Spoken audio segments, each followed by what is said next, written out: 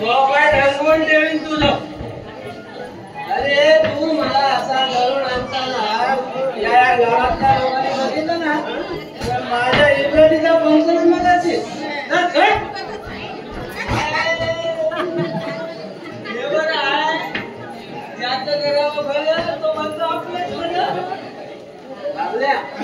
तू माझी मस्करी करतो काय मस्करी करतो काय करतो हे बघ मी ना 2 बाटल्या मारून तुला चांगला सुटी काय बाबती काय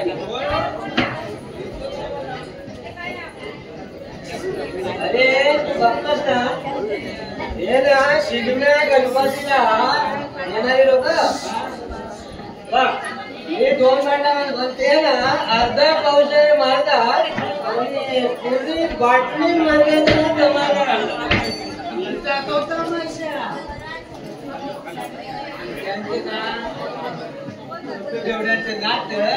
अरे तू बघतोस ना ते ज्यावेळी गावावर मुंबईवर येतात ना शिगम्या गणपतीला उत्सवाच्या दिवशी 3 अंकी नाटक करतात आणि 4था अंक माझ्या मुंबईला परत जाईपर्यंत चालू असतोय. 4थ्या अंकात एकेकाची एकटे बसते काय एकेकाची एकटी बसते लोकांची गरज मेकअप न लावता मेकअप चालू असतो माहिती ना असा तुझा टमना कळतोय मला कळले ना बाबा बरं झालं मी म्हणतो आपल्याला झुकत नाही ना घ्यायचं कशाला माणसानं हे मात्र ना कांदा बरोबर बोलला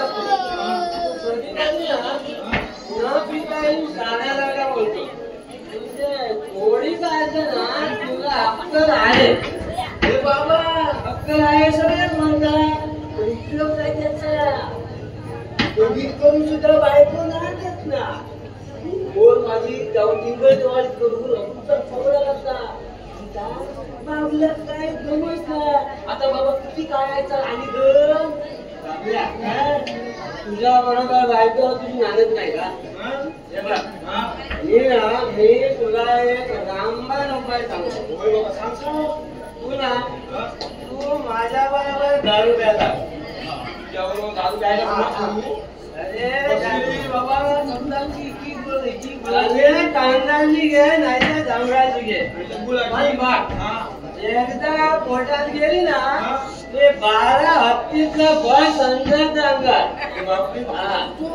एकदा काय कर माझ्या एकदा तू पराठो आणि सासरवाडी माझा आणि तिकडे ना धमाल कर धमाल मग बघ तुझी बायको कशी तुझ्या पाठोपाठ निवडून येते घरी बघ बाबा त्याला ठेवून ना सासूरवाडीला गेलो माझी सासू ना भला मोठा तांडा काढे आणि मला चोप काढून घरचा रस्ता दाखवे खतरनाक आहे बाबा ती खतरनाक कोणी बाबा तिच्या वागते का हे बाबा आपल्या तू ना खरं पुचाडत आहेस तो घण्या गाडीवाला बोलतो ना तुला तुझ्या दम नाही तर खरं आहे खरं नाही ते बारीक काढायला अरे बघ मी बघ मी आदर्श शिक्षकाचा पोरगा असताना एका वेळेत 2 बाटल्या पितो पण कुणालाही कळत नाही बघ बात नाही कधी धडपडत नाही अजिबात कधी पडत नाही किंवा कोणी काय बोलेल नाही ते परवा पण करत नाही होय होय अशा बेवड्यांचं घर चौकात कपडे काढून त्याचा तुझ्याकडे काढला पाहिजे अरे हे आमची कमाल आहे कमाल सभ्य बेवड्याची धमाल आहे धमाल मला सभ्य बेवडा बोलतात सभ्य कसला शेवटी बेवडा तो बेवडा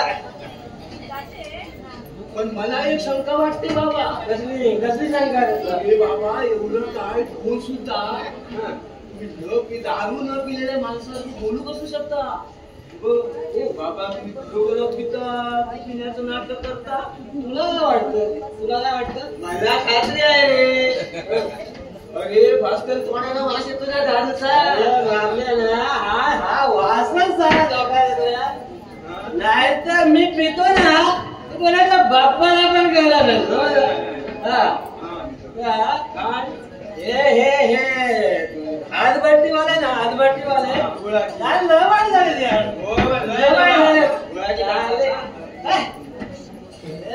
सुधारणार नाही बात नाही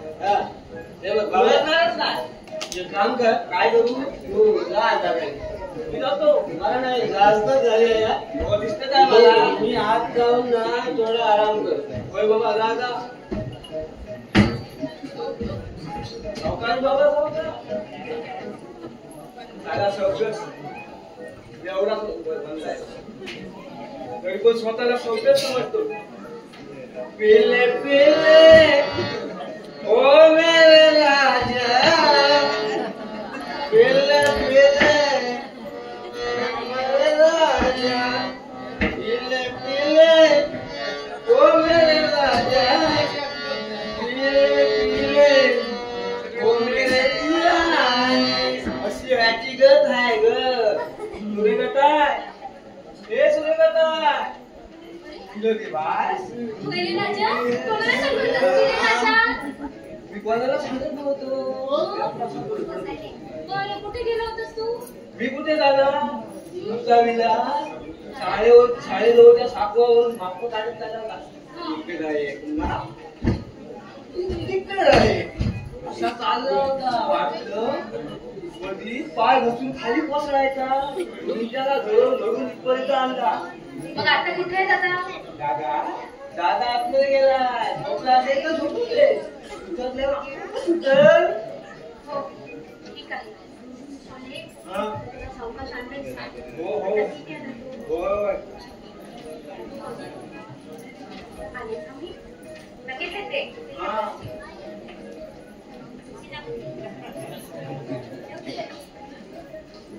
अरे तुला पप्पाची भेट गेले का वाटे अरे ते गणेशचे औषध आणायला गेलेत हो गणेशचे डोळे बोळे झाले देव पावला म्हणायचा बघ हो रे बरोबर मी निघतो पण मला कळत नाही रे एवढ्या मोठ्या अपघातात त्याचे डोळेच कसे गेले त्याच टेन्शन आलंय रे मला त्याची काळजी करू नको डोळे बरे होती हो पण पप्पाजी दवाखान्यात गेले आठवलं काय रे बाबा तू हो विसरतो आठवलं हो जा आणि भेटले ना पाठवून दे हा हो काय झालं ये बाबा ये वेगळा तसा पुढे तुझ्या पाण्याप्रमाणे झाडात सुटका उभा ये असं आहे तुझ्याच वाटाकडे डोळा लागलं होतं काय माझं नव बाबाच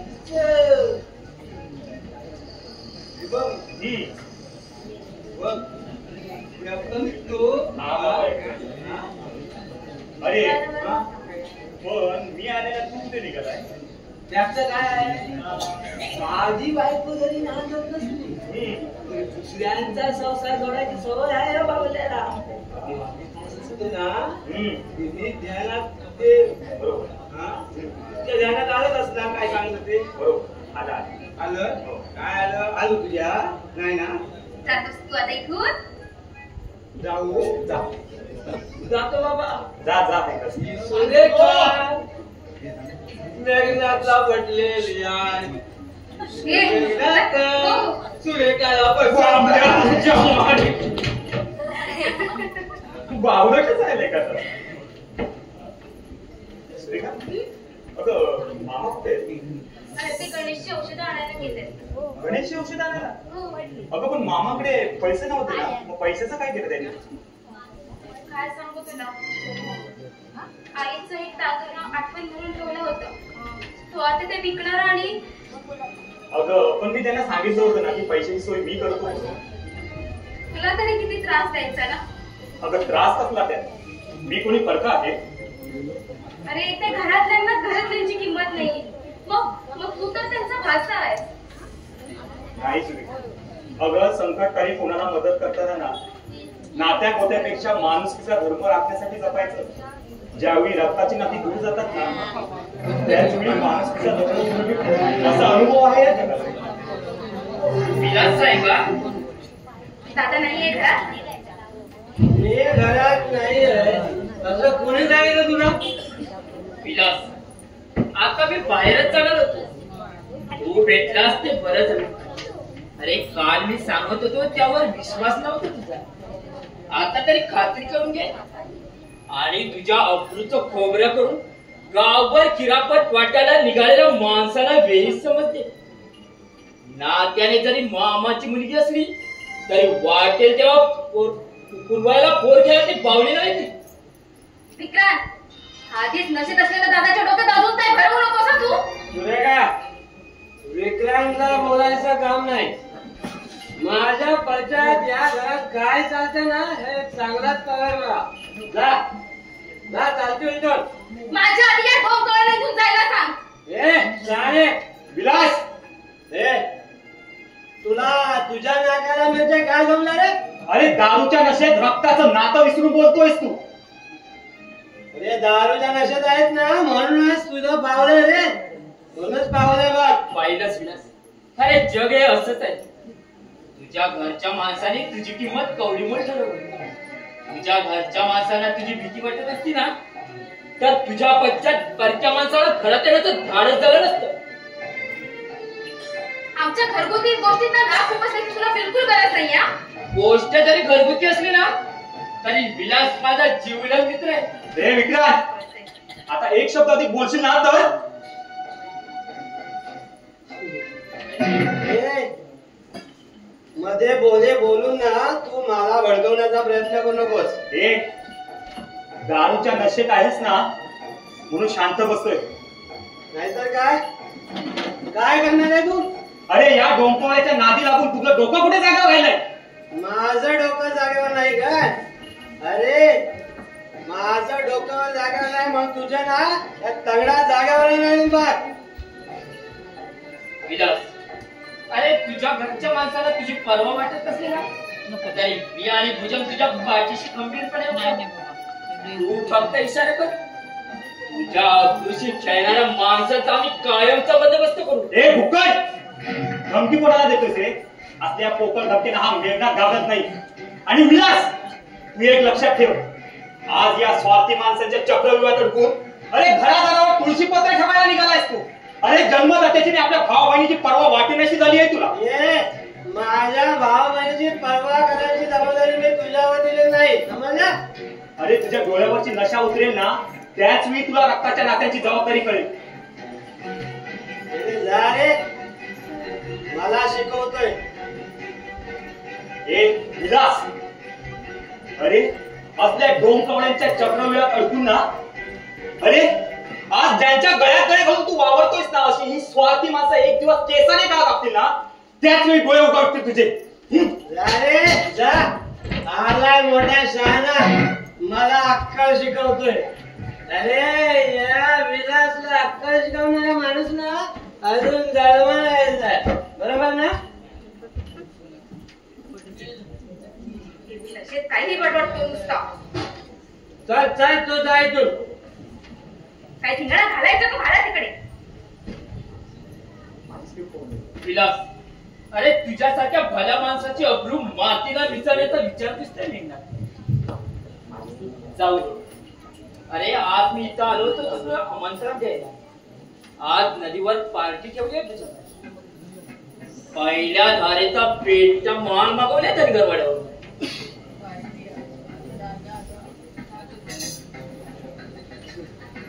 हे बघ आज ना आज येता येणार नाही मला. का? अरे सकाळपासून फुल टायर्ड झालो यार. अरे जास्त झाली तर मिळालं सांभाळायला. अरे यार तू आला नाहीस तर पार्टीला मजाच नाही होत. राम्या सुताराला मासे मारायला नदीवर पाठवले. शिवाय 4 गावठी कोंबडी आहे. तू आला नाहीस तर मग खाणार तरी कोण? अरे तुम्ही काय मला बकासुराचा अवतार समजता की काय रे? तुम्ही आहात ना? तू येणार नसला तर मी तरी कशाला जातोय? नको जाऊस. अरे आपण दोघी नाही गेलो ना तर भुजंगला वाईट आहे. म्हणून माझा तुला आग्रह आहे. अरे तिथपर्यंत तू यायला हवं. वाटल्यास पिऊ नकोस. पिऊ नकोस? अरे सत्यनारायणच्या पूजेला जायचं आणि तीर्थप्रसाद न घेता असंच यायचं शक्य आहे काय रे? हे बघ तुम्ही आग्रह करताय ना म्हणून ना मी येईल पण अगदी एवढी नाही एवढी घेईल एवढी. अरे जशी तुझी मर्जी येतो मी. काय झालास तू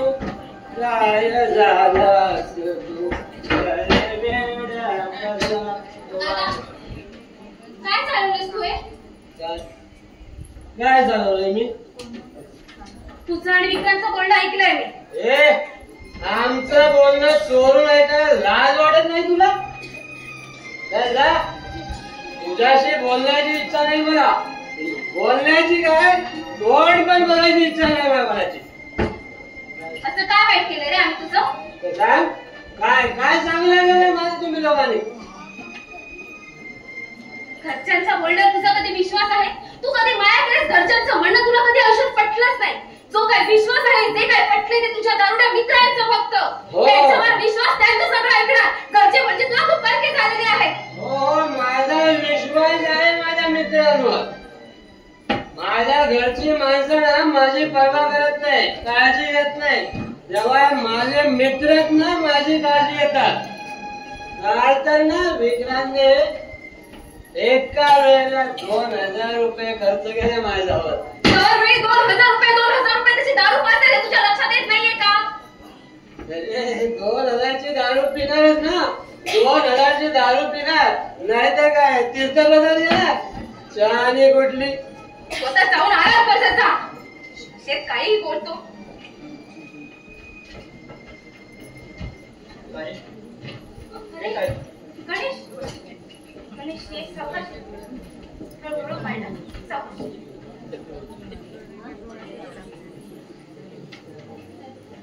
बस. आता दादा बोलत होते ना तुझ्या बरोबर? हो आता आत गेलाय. ताई मला कळत नाही दादाचा माझ्यावर इतका राग का? मी त्याचा चुलत भाऊ म्हणून का? अरे तसं काही नाहीये गणेश. तू त्याचा जास्त विचार नको करूस. माझ्या दुर्दैवाने माझ्यावर असा प्रसंग आल्यापासून दादाने एका शब्दाने सुद्धा विचारलं नाहीये मला. अरे तो घरात असतोच कुठे विचारायला. त्याला म्हणावं त्या भुजंगची आणि विक्रांतची संगत सोडून दे. आपल्या घराण्याची अब्रू नामशेष करण्याचा डाव आहे त्या गावगुंडांचा. जाऊ दे. तुझ्या डोळ्यांना त्रास होईल. तू जास्त टेन्शन घेऊ नकोस त्या गोष्टीचं. मला माझ्या दुःखाचं काही वाटत नाही ताई. पप्पांना काय वाटत असेल त्याचाच विचार करतोय मी. परमेश्वराने माझ्या आयुष्यात असा खेळ खंडोबा करण्याऐवजी त्या अपघातात जागच्या जागी मरण दिलं असतं तर. नाही असं आपण बोलू नकोस रे गणेश. बोलल्यानं काय होतंय ताई? मरण मागून मिळत नसतं हे समजतंय मला. मला वाटतंय त्या अपघातात जागच्या जागी मरण आलं असतं तर बरं झालं असतं. गणेश 4 दिवस मायेची माणसं लढतात. परंतु माझ्या त्रासातून कायमचं सुटला असता. तुम्ही सुटला असता. गणेश असं अभद्र बोलू नकोस रे. तुला तुझ्यासाठी आणू ना काही कसं नसोडचं आम्ही औषध उपचार करू. मग तुला आधीसारखं दिसू लागेल. नाही ताई माझं मन मला सांगते.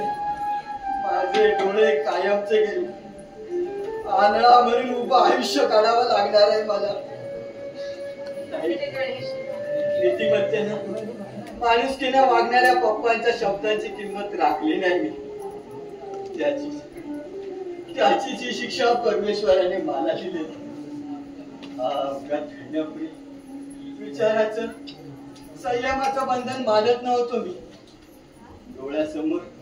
डोळ्यासमोर एकच विचार होता.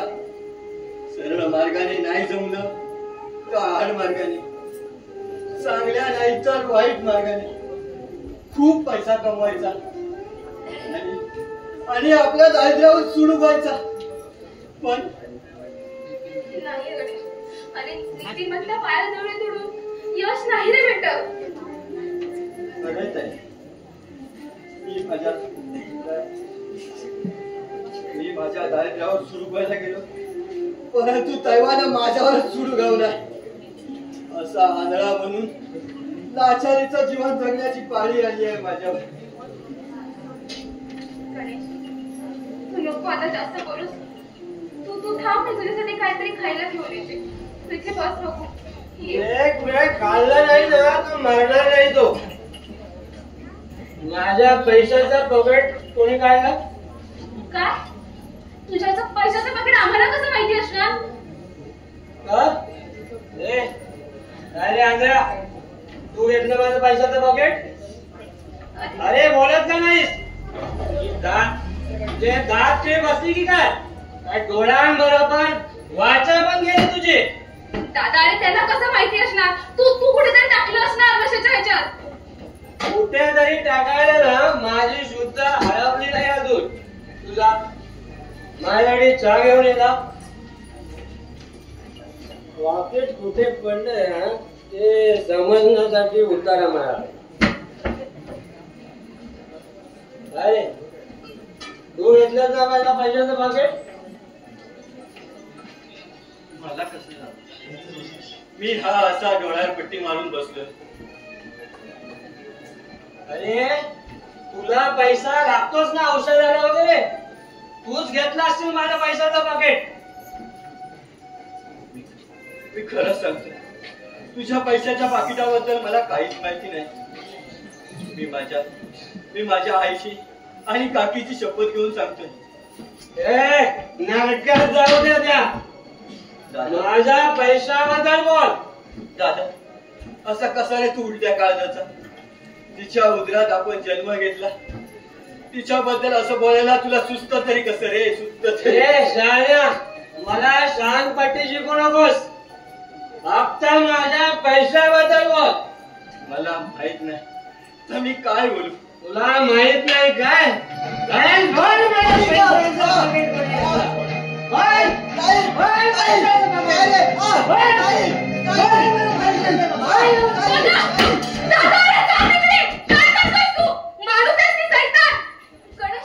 गणेश, उठ. सावकाश उठ. हे घे, बस. अरे दादा, काय चालवलंयस काय तू? माझ्या पैशाचं पॉकेट मी विचारतोय, बोलत नाही तो. अरे तू कशाला घेईल पैशाचं पाकिट? आणि आम्हाला तुझ्या पैशाचं पाकिट काय करायचंय? औषधाला घेतले असते. दादा, अरे तू माणूस आहेस की सैतान? आम्ही इतके भावंड आहोत तुझी आणि तू आम्हाला असं बोलतोय? भावंड नाही, वैरी आहेत, वैरी तुम्ही. तू त्याची बाजू घेऊन बोलवलं पाहिजे. दादा, मार. केवढं मारायचंय तर मारून टाक आम्हाला. पण प्लीज गणेशला त्रास देऊ नकोस तू. आम्ही तुझी सखी भावंड आहोत, तर तुला काहीच वाटत नाही. जेव येईल एकेकाचा जेव. तेवढाच बाकी राहिला जीव घ्यायचा. इतके दिवस मोठा भाऊ म्हणून मान देत होते, पण आज वेळ आहे तुला बोलायची. अरे सैतानासारखं वागतोय आम्ही तुझे भावंड असून तू. हे बघ, मला काही काय माहित नाही. पप्पा आले ना की त्यांना विचार माझ्या पॉकेट बद्दल. माझे जर पैसे मिळाले नाहीत ना तर गोळे घालून एकेका. तेवढं जायलंय. जा आता परत ते 2000 रुपयाची दारू पिऊन ये तू. तितका जायलंय नुसतं.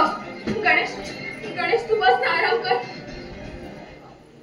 चल, तुझ्यासाठी मी खायला घेऊन येते. हा चल. काय झालं गणेश? मला आता असंच अपमानी जीवन जगायच लागणार नाही. नाही रे गणेश, असं काही नाही. तू असं अभद्र बोलू नकोस बघू. एकदा का तुला दिसायला लागलं ना की काहीच टेन्शन नाही. तुला आधीसारखं नक्की दिसायला लागेल. हा, मी बाप्पाला प्रार्थना करते. हा, पण आता तू आराम कर ना. ताई, सकाळपासून बोलायचं मनात होतं, परंतु शब्द ओठातच अडकळत आहेत. तुला तरी किती त्रास द्यायचा मी? कसला त्रास? रात्री माझ्या डोळ्यात औषध घातलंच नाहीस तू. त्यामुळे रात्रभर झोप लागली नाही मला. सारखा तळमळत होतो मी. औषध टाकायला विसरलीस तू. ताई, बोलत का नाही आहेस तू? माझ्यासाठी सारखं राबावं लागतं म्हणून माझा राग येत असणार ना ग तुला? नाही अरे गणेश, तुझा राग कशाला येईल? अरे खरं तर तुझ्या डोळ्यात कांद्याचं औषध संपलंय रे, आणि ते आणायला पैसे पण नव्हते. तोच विचार करून पप्पांनी आपली रात्र जागवली आणि आज सकाळी उठून आपल्या आईचा एक दागिना होता ना आठवण करून ठेवलेला, तो घेऊन ते तुझी औषध आणायला गेले. तो ऐकून तुझं औषध भेटणार, मग तुला लवकर बरं वाटेल. माझ्या दुर्दैवानं ठाण मानून बसलं या घरात. लक्ष्मी सुद्धा या घरातून जायला निघाली. नाही अरे गणेश, असं बोलू नकोस ना, तुला नक्की बरं वाटेल. चल आराम करतो.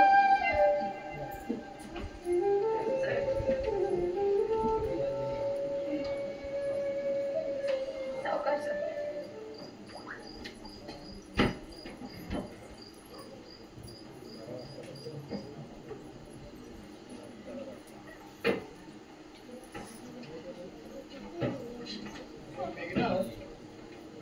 जीवाला एकच काळजी लागून राहिली रे. औषधोपचार करून सुद्धा गणेशला जर पूर्वीप्रमाणे दिसू लागलं नाही तर माझ्या पाठीमागं या आंधळ्या पोराला कोण सांभाळणार आहे? भाकरीच्या तुकड्यासाठी कुणाच्या तरी दारात लाचारून बसावं लागेल रे त्याला. मामा, हो असं का बोलताय तुम्ही? अरे मेघनाथ, या वयात असं बोलू नको तर काय करू? माझ्या डोळ्यापुढे सगळं अंधार दिसतोय. आयुष्याच्या वाटेवर संकटाचं धुक्क पसरलं. अशानं माझं काही कमी जास्त झालं तर माझ्या गणेशचं कसं होईल रे? माझ्या सुरेखाचं कसं होईल? अरे आज येते वेळी गाडीत त्या आडवलीचे नाना दळवी भेटले होते. सुरेखाचं लग्न यंदा करायचं आहे का म्हणून विचारत होते.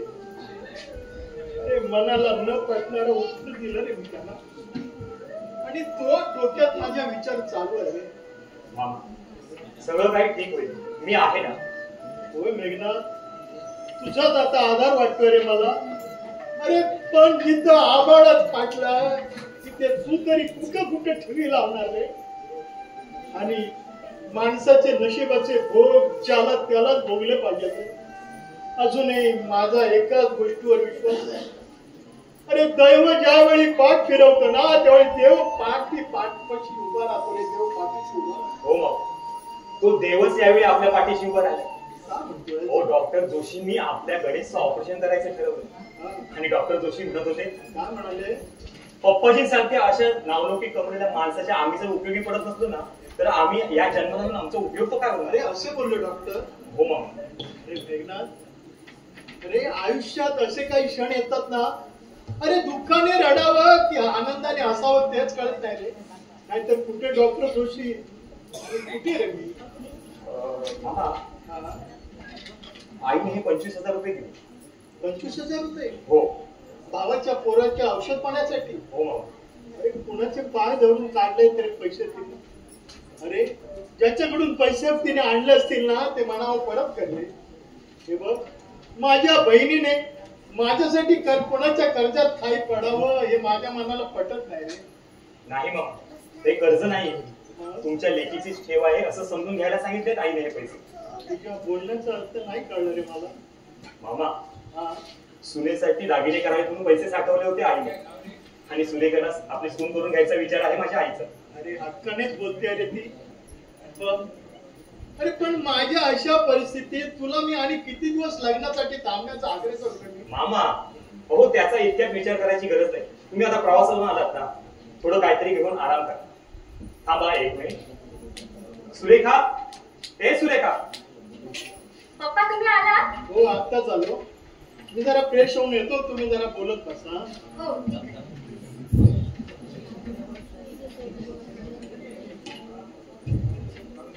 सुरेखा, अलीकडे मामा खूप थकल्यासारखे दिसतात.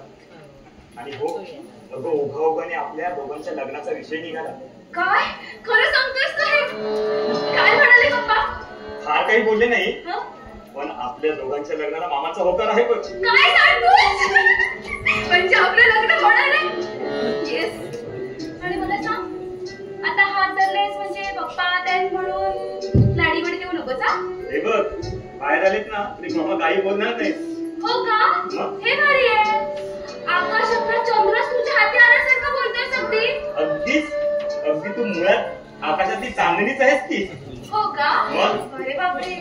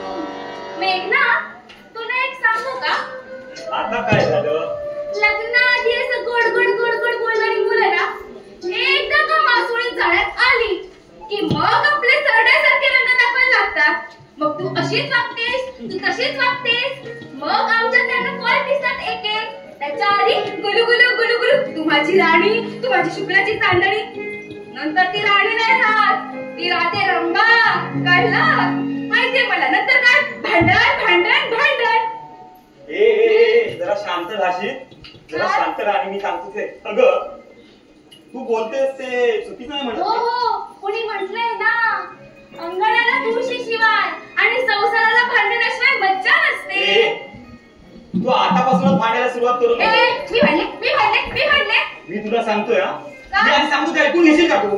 मला ऐकायचं नाही, तू माझ्याशी भांडतोस. अगं भांडण म्हणजे काय असतं हे माहित नसल्याने माझ्यासारखे भजंकराचे अवतार एकदा का लग्न झालं ना की बायकोच्या नादानं भांडण अगदी थगच होतात बघ. भोळा शंकर म्हणे. अरे भोळा शंकर पण घाबरेल रे तुला अशा वागण्याने. छान हो छान. आणि काय म्हणतोय तू बिझी असतोस तू ना. हो छान छान छान. मला राग आलाय तुझं. अगं बाई म्हणजे नाकाच्या शेंड्यावर अजून राग नाही वाटत. खूप मोठा राग आहे. बाई खरंच रागवले. पण एक सांगू तरुणीच्या नाकावर ना रागाचा अधिकार जास्त असतो बघ. काय सांगू? खरंच की नाही? म्हणजे तू माझा राग घालायला आलास ना इथे. सोडा सोडा सोडा मला सोडा. प्लीज सोडा. सोडा सोडा सोडा. तुला मला नाही सर सोडा सोडा मला सोडा. सोडा नाही आधी आम्हाला सोडा. सेनापती बोला महाराज बोला. काय करू सेवा आपली? अरे मेव्यासाठी आमच्या राज्यात बंधू विक्री करणार तुम्ही, आमची सेवा काय करणार? आम्हाला मात्र आमच्या शत्रूला नामशेष करण्यासाठी शांती लावणार नाही. आईला मोठं लचाडच आहे. गावभर उधळलेल्या बायकाप्रमाणे फिरतोय आणि गुन्ह्याचा काय पण बनवतोय. सेनापती आमची संशय कुठे आहे? या फुलेला संशय कुठे द्यायची बाबा? महाराजांनो आता संशयीचा जमाना नाही. पाय पैसा देऊ, मला मोठा हातोडा देऊ. हातोडा कशाला? तुमच्या डोक्यात दिलायला? अरे खाल्ल्या अन्नाची आणि प्यायला विश्वास बेईमानी करून या विक्रमपूजा चतुर्माची थट्टा करता तुम्ही. बाबल्या आपण म्हणतो की ह्या महाराजांना वेळ लागले. पण हे महाराज ना तुझ्या शाण्यासारखे बोलून ना भल्या भल्या मोठ्यांना थक्क करतात ना रे.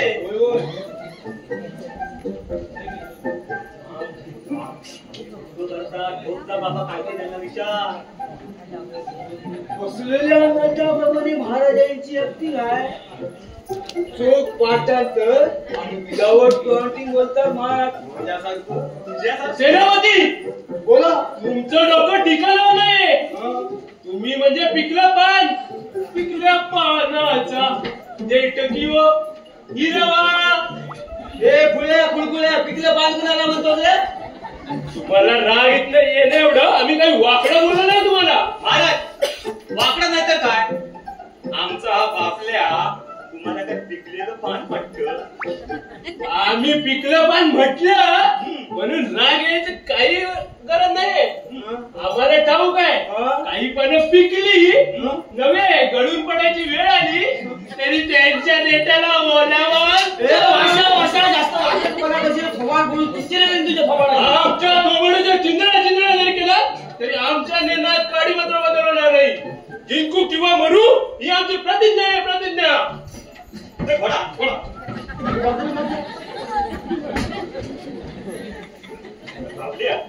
महाराज ना बघून घोडा पण थांबत नाही. तुमच्या तरी स्वारीवर निघालेले वाटत. मला पण तसंच वाटतंय. जीवाची तमा न वळवता वासुगिरीच्या नाक्यापासून सह्याद्रीच्या दरापर्यंत रांजमाला भेटतो आम्ही. परंतु आम्ही आमच्या राणीला शत्रूच्या गटात अजून सुखरूप सोडून आणू. हे आणखी काय लपलं? महाराजांची हे बाबा महाराजांची राणी कुठली? सुमाने तिला पळवलंय. नाही बाबा. माझी लाडकी राणी Suruchi Sayali I love you. माझी लाडकी राणी जिच्या स्वागतासाठी पृथ्वीवरील सारी मुलं आपल्या देहाच्या पाय घडा घालायला तयार. जिच्यावर रक्षता राखण्यासाठी पावसाच्या धारा अधीर असतात. जिच्या दर्शनानं दाट काळोखासाठी लक्क प्रकाश पडतो. ती माझी राणी आसमान की परी इंद्राच्या दरबारातून कशी टुमका टुमका टुमका लचकत पृथ्वी तळावर उतरते आहे. स्वर्ग लोकीचे सारे ते डोळ्यात पाणी आणून तिला निरोप देतात. निरोप बापल्या अरे महाराजांची राणी ना बरीच भाग्यवान दिसते. होय होय. मलाही तसंच वाटतं.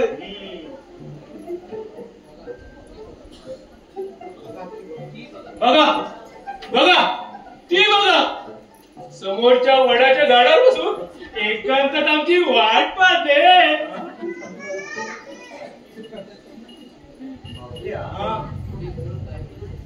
हे फुलं काय पण गडबडताय? राणी का कन्याकुमारी का? महाराज आपली ती कन्याकुमारी सटकीमध्ये कशी दिसत नाही? अरे तुम्ही पापी आहात पापी. तुमच्यासारखे पाप्याला दर्शनही देणार नाही ती. या तिकडे असे जवळ या. ती बघा ती बघा समोरच्या पिंपळाच्या झाडावर बसून आमची एकांतात वाट पाहते. महाराज आधी एक सांगतो, ते पिंपळाचं झाड नाही, ते वडाचं झाड आहे. मला पण तशी वाटतं. हा पण त्या वडाच्या झाडावर मला कोण दिसत नाही. बाबा तुला दिसत ते? तुला दिसतंय? मला कसं दिसतं? आम्ही पण चष्माशिवाय दिसत नाही बाबा. बघतो बाबा बारीक कदरे. महाराजानू दिसली बाबा दिसली. महाराजानू त्या वडाच्या झाडावर तुम्ही पिंपळ म्हणता पण वडाचं झाड आहे समोर. बघतोय मी. बाबा दिसली तर लवकर काय दिसतं? त्या वडाच्या झाडावर बसले तुमचे रूप आहे सुंदरी. राणी नाव वाटू तिची चाल हळूहळू, तिचे केस लागले गळू. तुम्ही नका माझ्यावर जळू. ती जळू वाळू. महाराजांना बरोबर वेळ लागलं. वेळाला आधी घरी नको.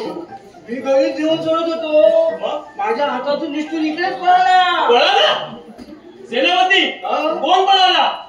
पळायला आम्ही काय डाकू दरोडे ठरव का पुन्हा फालतू पोराच्या प्रेमात पण लबडे पोरगी? गेली 18 वर्ष वडापाव खाऊन या रंगभूमीची सेवा करणाऱ्या नट सम्राट तुम्ही असा अपमान करता. तुमची जीभ कशी धरून पडत नाही?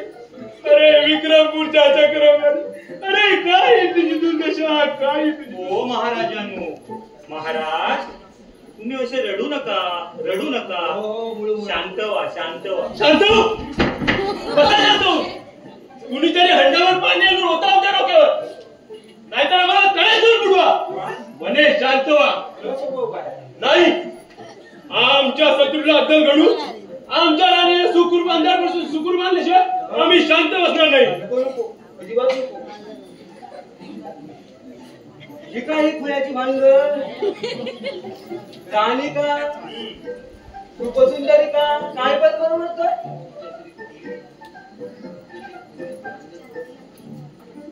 महाराज तुमच्या या राणीला कुणी पळवलंय महाराज?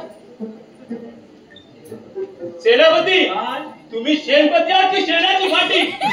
आपल्या राज्यात काय घडतं हे तुमच्या कानावर नाही यायला तुमचे कानाची फुकट डोकं. महाराज काही भानगडी कानात पडू नयेत म्हणून आम्ही आमच्या कानात आपले डोळे गोळे नाही रे बाबा. काय ते? अरे गोळे म्हणा. गोळे कानात घालून असतो. गोळे म्हणूनच तुम्हाला सेनापती हे पदार्थ ठेवले, नाही तर तुमची केव्हा उचल मागणी केली असती. 4 दिवसापूर्वीचा तो प्रसंग अजूनही आठवतोय आम्हाला. महाराज अहो असं 4 दिवसापूर्वी काय घडलं होतं? आमच्या नाट्य मंडळाच्या दरबारातून एवढ्या डायरेक्टर महाराजांचा शुभाशीर्वाद घेऊन वासुगिरीत तरबेज असलेल्या सहकार्यांच्या साक्षीनं प्रतिज्ञेचा विडा उचलून मोठ्या उमेदीनं आम्ही हिरोईनीच्या शोधात निघालो. हिरोईनच्या दिशेने आम्ही घोडदौड केली.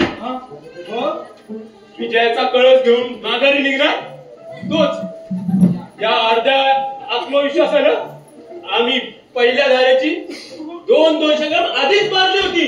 म्हणजे अर्ध्या वाट्यात तुम्हाला चांगली थंडी असणार. सहजासहजी चढायला काय आम्ही कच्च्या गुरुच्या चढत होतो.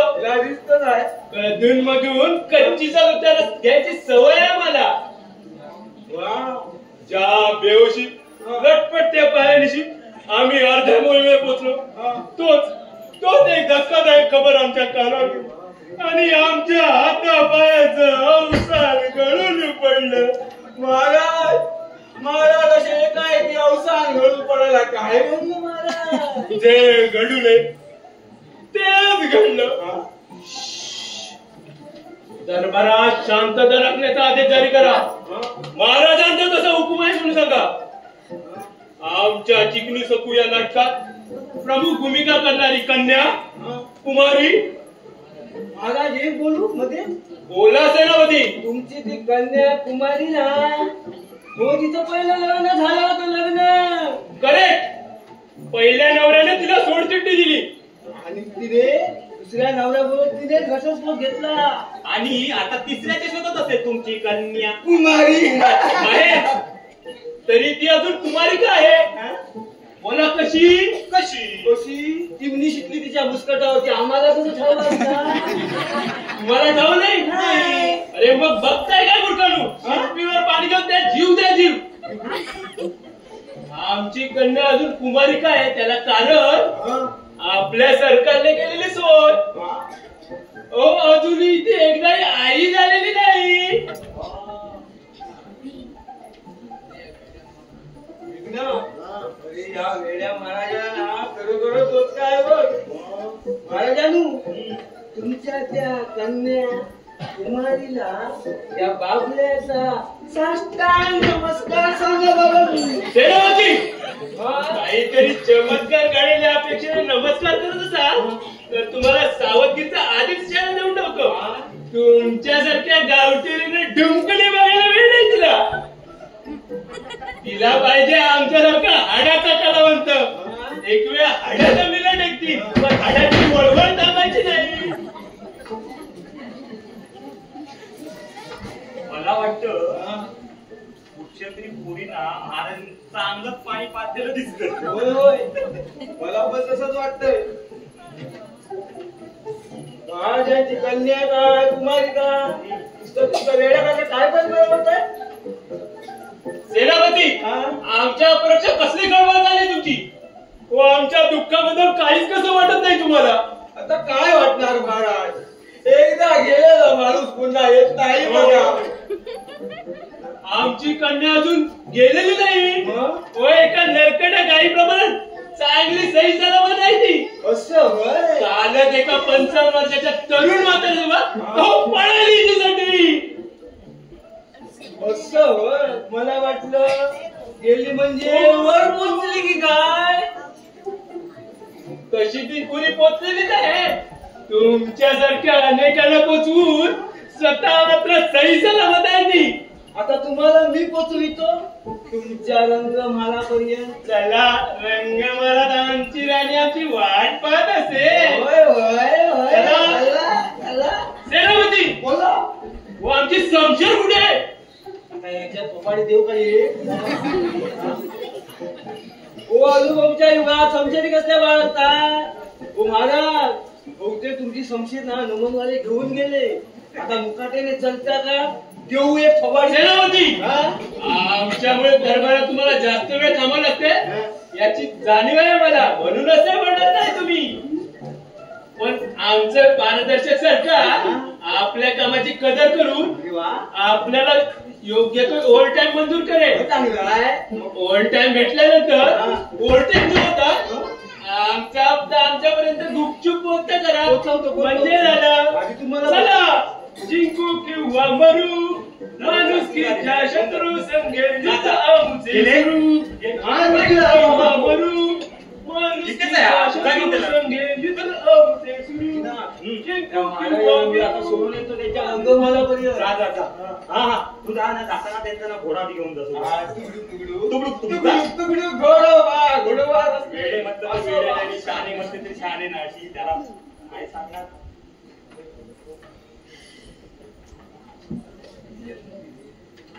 नाही ना तू अजून थांबलाच इथे? हो मामा. हो तो वासू आला होता ना. आता बाबल्या त्याला सोडायला कधी गेलाय. अरे तिकडे तुझी आई वाट पाहत असेल रे म्हणून म्हटलं. हो मामा खूपच उशीर झालाय. मी निघतो आता. सुरेखा येतो आम्ही. मामा येतो.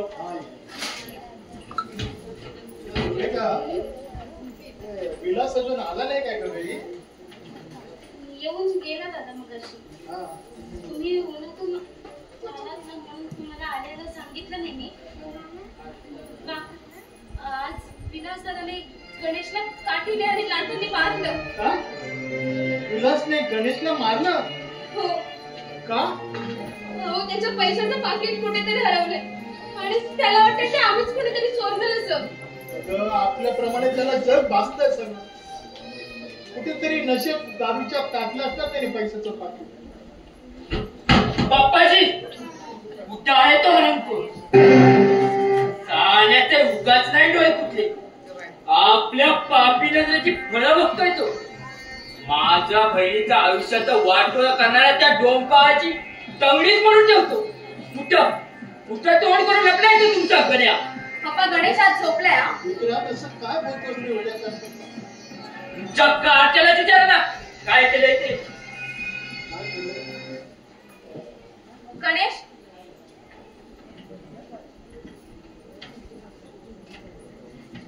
अरे गणेश, कालपर्यंत गावातील माणसं आपापसात बुजायची, परंतु मी माझ्या बहिणीवर सुनंदावर मूर्खासारखा विश्वास ठेवला. तिच्या वागण्याकडे दुर्लक्ष केलं मी. आता विचार तुमच्या कारच्याला त्याचे आणि सुनंदाचे कोणत्या प्रकारचे संबंध आहेत ते. अरे गणेश, विक्रांत काय म्हणतोय? विक्रांत बोलतोय ते खरं आहे पप्पा. आमचं दोघांचं एकमेकावर प्रेम होतं. जन्माची जोडीदारी म्हणून मी तिची निवड केली होती.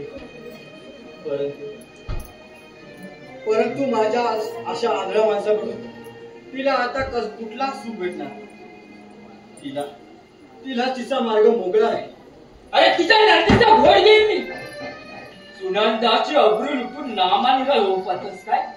अरे सुनंदाला दिवस गेले आणि त्या पापाचा जरी तू आहेस तू.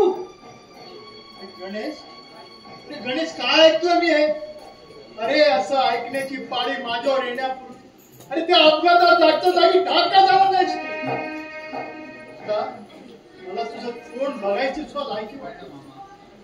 अरे जगात मी कुठल्या तोंडाने हे केलं, कुठल्या तोंडाने जा, मला लाज वाटते. एवढा विश्वास होता तुझ्यावर, म्हणजे विश्वासाचा विश्वासघात केला असेल. नाही पप्पा, नाही. या विक्रांतचा काहीतरी कपटकार असतं नसावं. आमचं दोघांचं एकमेकावर प्रेम असलं तरी नीतिमत्तेची लक्ष्मण अशा आम्ही ओलांडली नाही. तुम्हाला खोटं वाटत असेल तर तुम्ही स्वतः जाऊन सुनंदाला विचारा. विचारायचं काय? 3 महिने उलटून गेल्याचं स्वतःच्या तोंडालाच कबूल केलं तिनं. सुनंदाने सांगितलं. सुनंदा असं काय सांगेल यावर माझा विश्वास नाही. आणि खऱ्या खोट्याची शहानिशा करायला माझे डोळे धड नाहीत. पप्पा, मी माझ्या आईच्या शपथ घेऊन सांगतो, या विक्रांतने केलेला आरोप खोटा आहे. सुनंदा सांगते ते खोटं आणि तू तेवढ्या खऱ्याच्या पोटचा काय? आता तिलाच घेऊन येतो इथं. त्याशिवाय कबूल व्हायचा नाही. मग बघतो पुढे काय करायचं ते.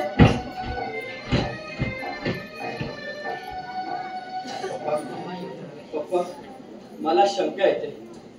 कदाचित ती चांडाळी माझ्या अशा परिस्थितीचा फायदा उठून कुणाचं तरी पाप माझ्या नावावर खपू बघत असेल. माझ्या नावावर चूप बस रे गुन्हेगार कार्ट्या. तुझं तोंड बघायची सुद्धा इच्छा नाही. अरे असं काही करून ऐकण्याची पाळी माझ्यावर आणण्यापेक्षा त्या हक्काचा काम झाला काम खरं झालं तर मीच कुठेतरी तोंड घेऊन जातो. पप्पा,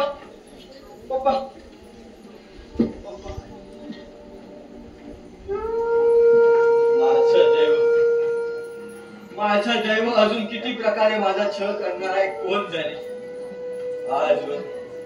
आजवर पप्पांचा तरी विश्वास होता माझ्यावर. आज त्यांचा विश्वास राहिला नाही. कोण आहे माझ्या मायेचं? हे पापी स्वार्थी जग सुखाने जगू देणार नाही मला. मी गजा पडून सांगितलं विक्रांतने केलेला आरोप खोटा आहे तरी माझ्या कोणी विश्वास ठेवणार नाही.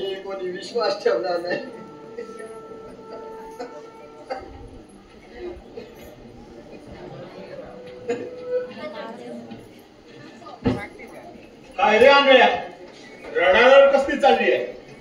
हाताला चुलता अचानक खपला की काय? भूषण, देवाने तोंड दिलंय तर नीट बोल. जा त्या थेरड्याला सांग भूषण पाटील आलाय म्हणून.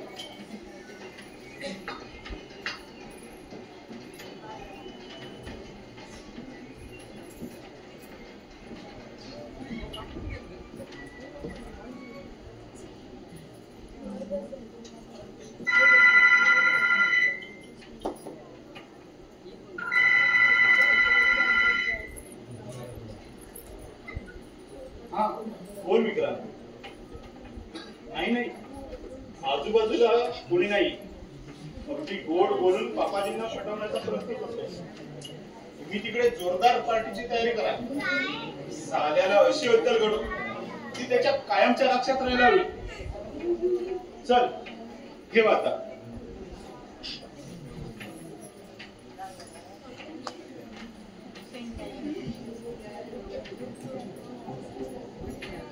पूजा, नमस्कार. ये पैसे. पूजा, तुझ्या पैशाची अजून सोय झाली नाही. नाही आज मी पैसे मागायला नाही. त्या दिवशी त्या नालायक मेकांच्या नादानं मी जे बोललो ते विसरून जा तुम्ही. मला खात्री आहे उशीर लागेल, पण तुमच्यासारखी देव माणसं कुणाचं कर्ज बाकी ठेवणार नाही.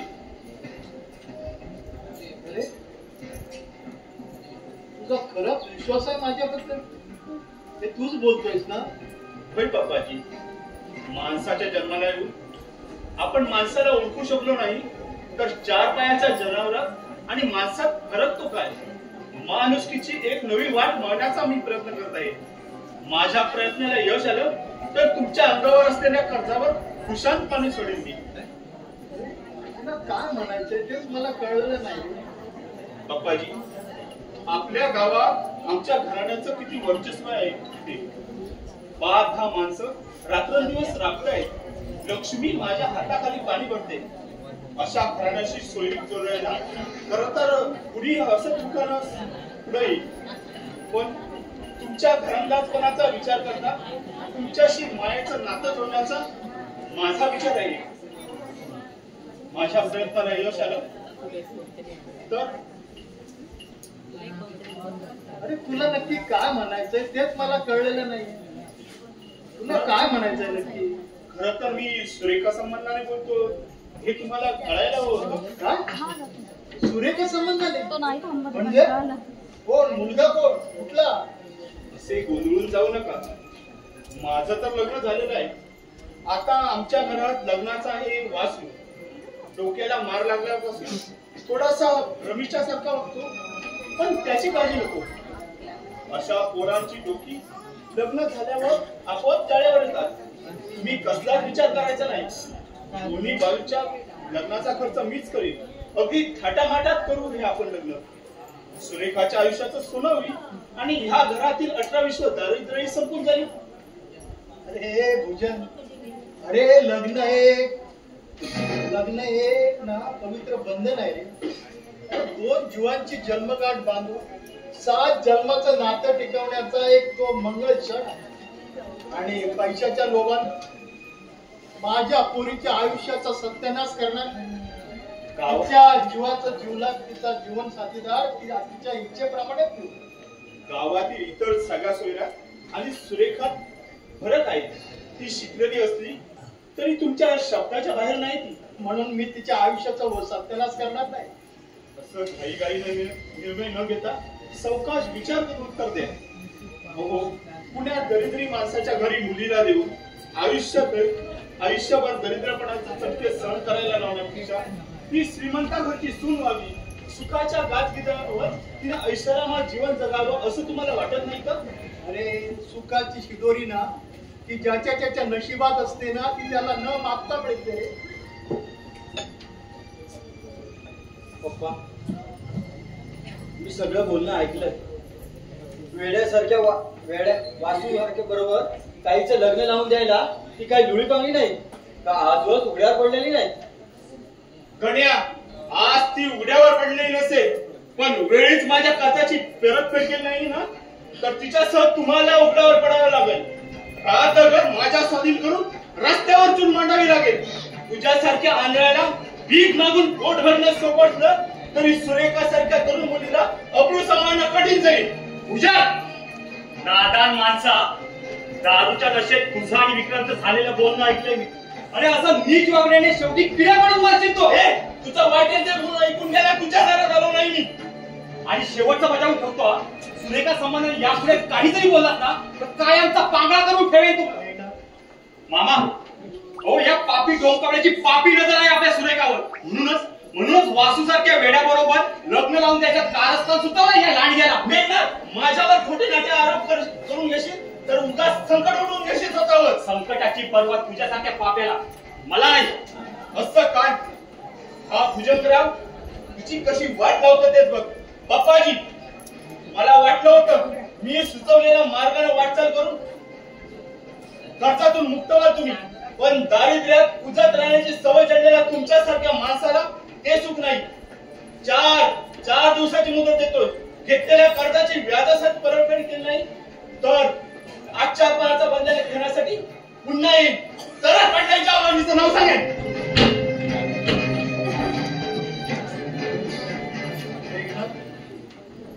अरे संकटाचं वादळ चारी बाजूने सुटलंय.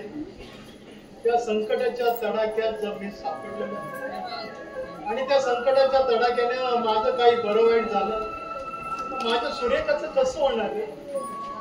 आणि या कारखान्यात त्या सुनंदाची मामा, विक्रांतच्या बहिणीने सुनंदाने ही चिठ्ठी दिली. मेघनाथ, त्या खुलट्याचं नाव उच्चारू नका या घरात.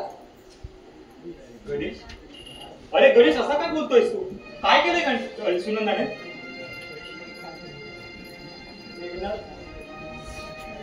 कसं सांगू मी तुला? अरे विक्रांत म्हणत होता सुनंदाला दिवस गेले आणि त्या पापाचा धनी हा कार्टा गणेश आहे. नाही, हा काही कबूल होत नाही रे. नाही मामा, गणेशवर माझा पूर्ण विश्वास आहे. गणेश हातून असं काहीच घडणार नाही. पण मामा, ही सुनंदाने दिलेली चिठ्ठी त्या संबंधात तर नाही ना? तुला काही सुचत नाही रे. हा जपूवर धड असताना सुनंदासारख्या पोरीला हसत मुखाने या घरची सून म्हणून आणली असते रे. पण अशा अवस्थेत तिची पुढची जबाबदारी कोण घेणार रे? बघ काय लिहिलं चिठ्ठीत ते.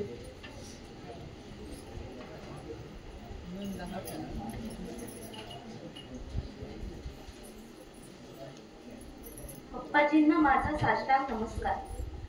खरं तर तुम्हाला प्रत्यक्ष भेटून खरं सांगण्याची इच्छा होती माझी, परंतु विक्रांत दादाने मला घराबाहेर पडण्याची बंदी केली. त्यामुळे त्यांची नजर चुकवून ही चिठ्ठी देत आहे.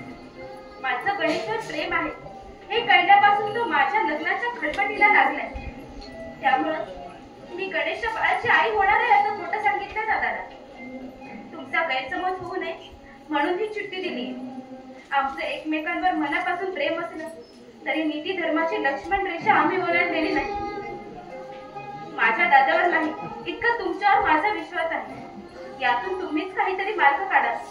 आज दुर्दैवाने गणेशवर असा प्रसंग ओढवला असला तरी मी मोल मजुरी करून गणेश बरोबर संसार करेन. जन्मभर त्याला साथ दे. गणेशची सुनंदा. गणेश दोषी नाही रे. माझा गणेश दोषी नाही. मेघनाथ, अरे गणेश कुठे गेला रे? मामा, तो आत असेल. अरे गणेशच्या हातून असं काही होईल त्याची मला खात्रीच होती रे. असं काहीच घडणार नाही त्याच्या हातून अशीच माझी खात्री होती. परंतु गोंधळलेल्या अवस्थेत मीच त्याला दोषी ठरवला रे. मीच त्याला पप्पाजी, हे विलासचं पैशाचं बाकी वाटेत पडलं होतं. गीता वहिनीच्या फोटोवरून ओळखलं मी. अरे हेच ते पाकिट. आणि या पाकिटा ओळख त्या विलासने गणेशच्या काठीने मारलं. हेच ते पाकिट आहे. मला मारण्याचा कट नसता काय? नदीवर म्हणून मला भालाचा कट असता. विलास, अरे काय झालं? तू चुप बस. या विक्रांतला धडा शिकवण्याशिवाय मी आता गप्प बसणार नाही. गणेशने मागच्या वेळी उडी मारली.